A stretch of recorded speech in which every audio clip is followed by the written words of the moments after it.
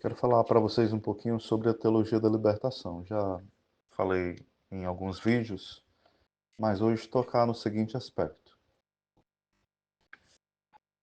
Se fala bastante sobre...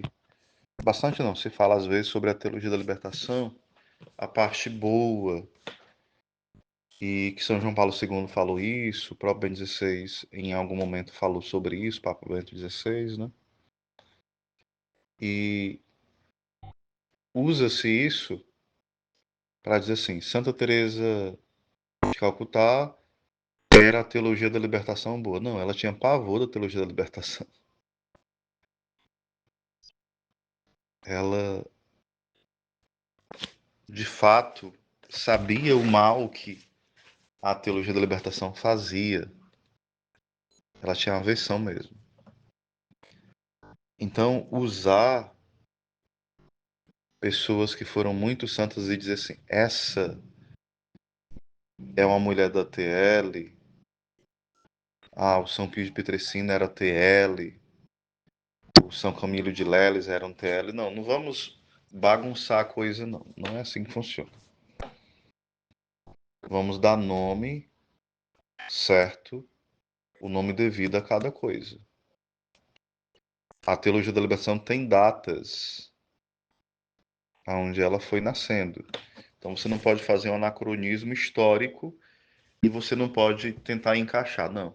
Eu acho que fulano viveu a teologia da libertação, mesmo sem dar esse nome. Então eu vou encaixar. Eu vivo uma ideologia, eu vivo um pensamento teológico, pseudo-teológico, e eu tento encaixar aquela outra pessoa, aquele outro grupo, aquela outra ordem no meu pensamento teológico, filosófico ou ideológico. Isso é um erro grotesco. E fazer anacronismos históricos, né? Não. Os primeiros cristãos tinham tudo em comum, então eles já viviam aquilo que a teologia da libertação prega. Então isso é teologia da libertação. Ou seja, eu vou fazendo um disparate entre um tempo e outro e dizer que isso é teologia da libertação. Não, não é isso.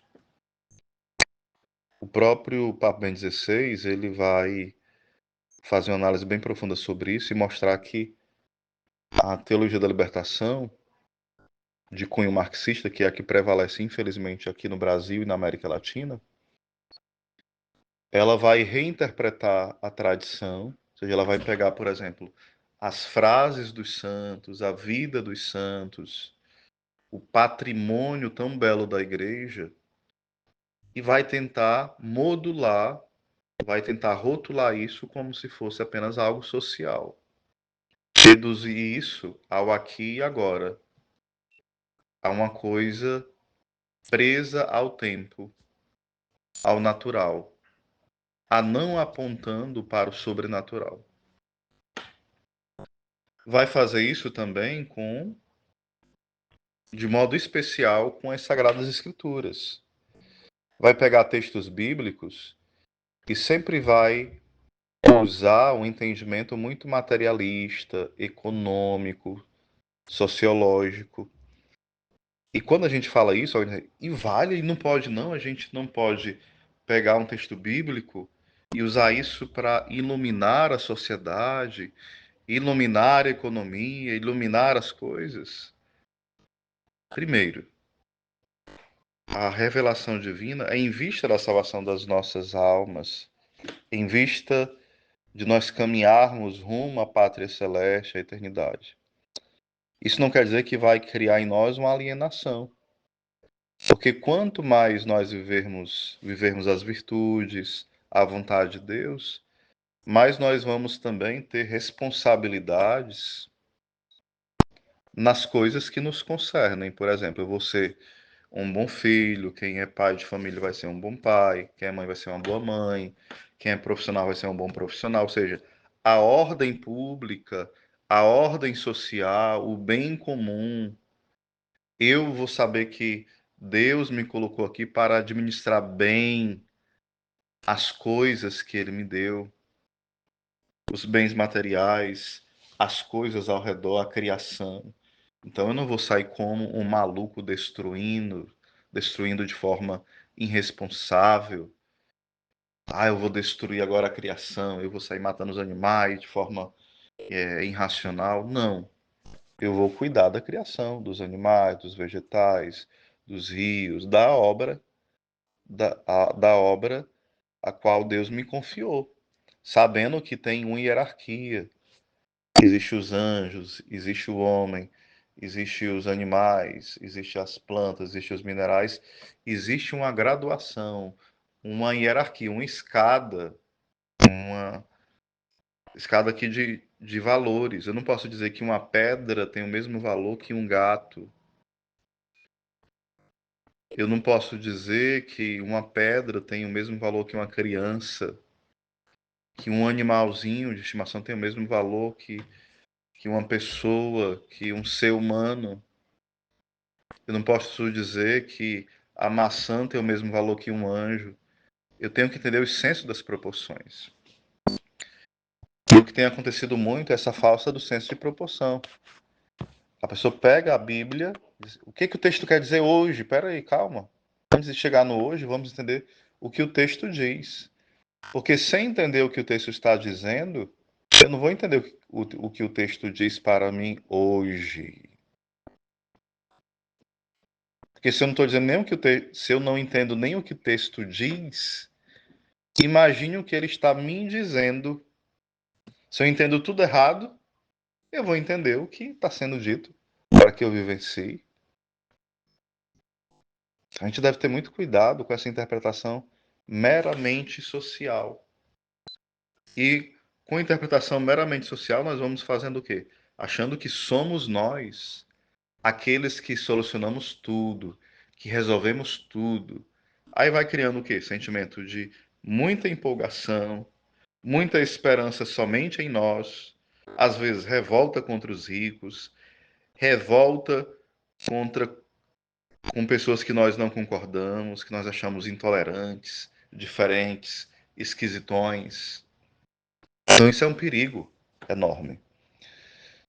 E às vezes quando nós vemos certos círculos bíblicos, que o nome é bonito, né?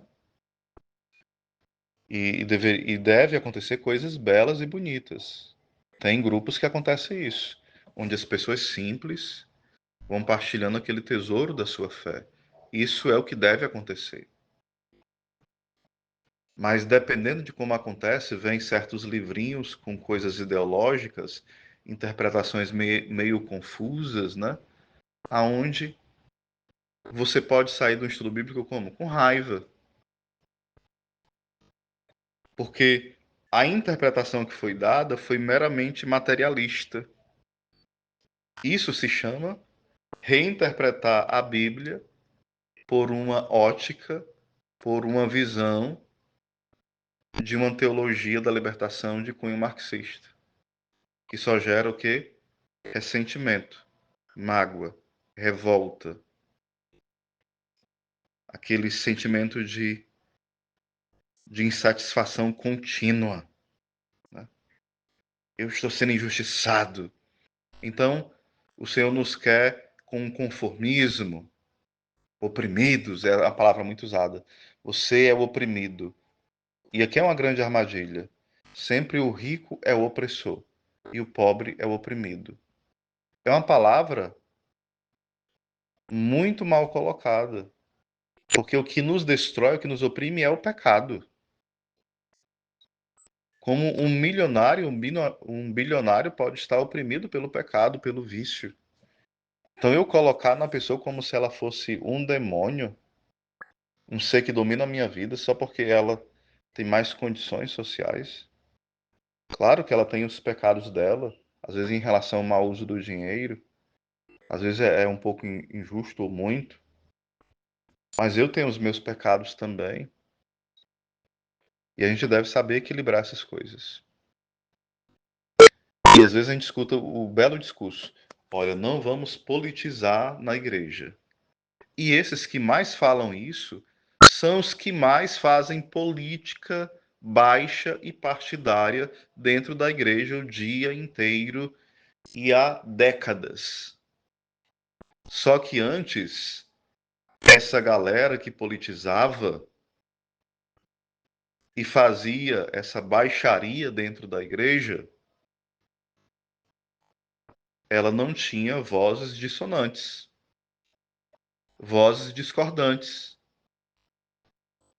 Então elas podiam fazer o burburinho, a bagunça, a confusão, as más interpretações bíblicas, estava tudo ok. Era paz e amor, mil maravilha. Porém, agora,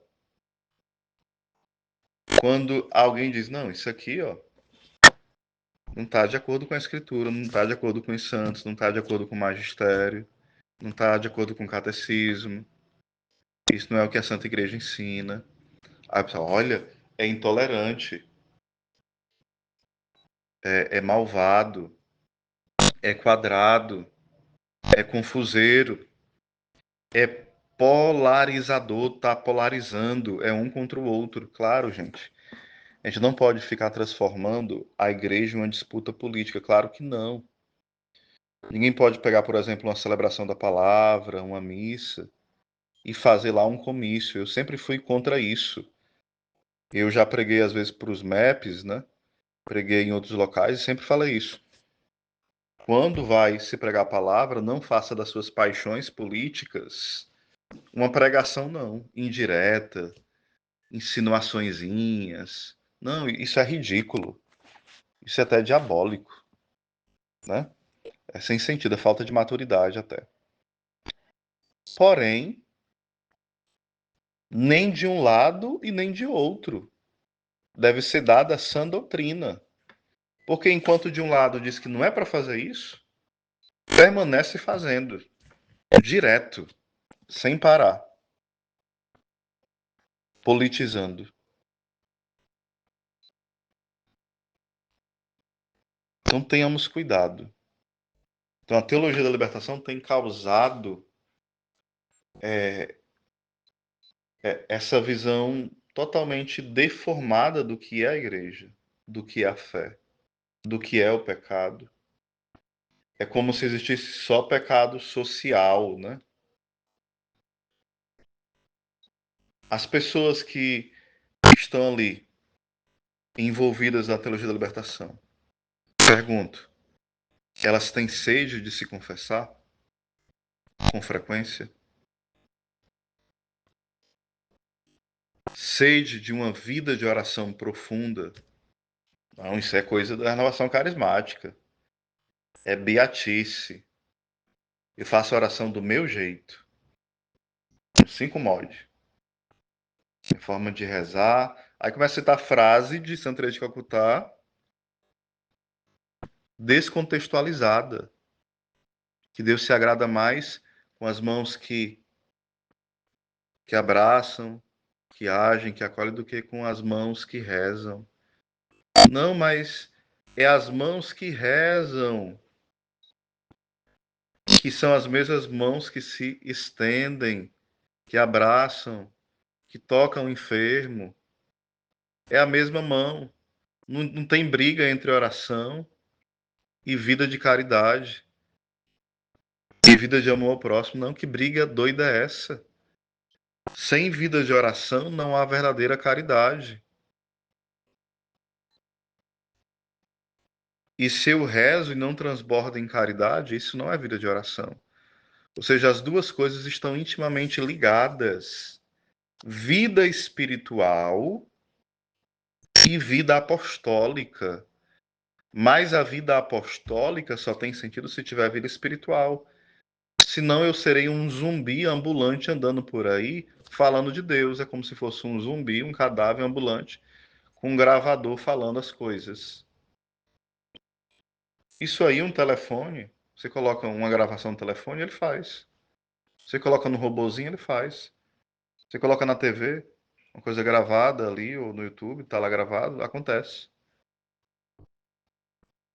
Nós não somos robô, zumbi ou coisa similar. Somos uma pessoa. Então nós encontramos Deus, a Santíssima Trindade na oração, e nós transbordamos esse amor que nós bebemos da Santíssima Trindade na vida missionária. É Deus que nos envia, É Deus que vai nos conduzindo. Quando eu falo Deus nos envia, mas ele nos envia através da igreja. Não é esse envio assim místico, onde eu estou apartado da igreja, não. É uma visão sólida, concreta. Né? Então, aqui é um pouquinho sobre a nós estarmos atentos, né? A questão da teologia da libertação, que é apenas aqui um comentário inicial, mas eu farei vários outros em áudio para a gente ir amadurecendo esse tema, tá bom? É apenas o início. Então vamos lá.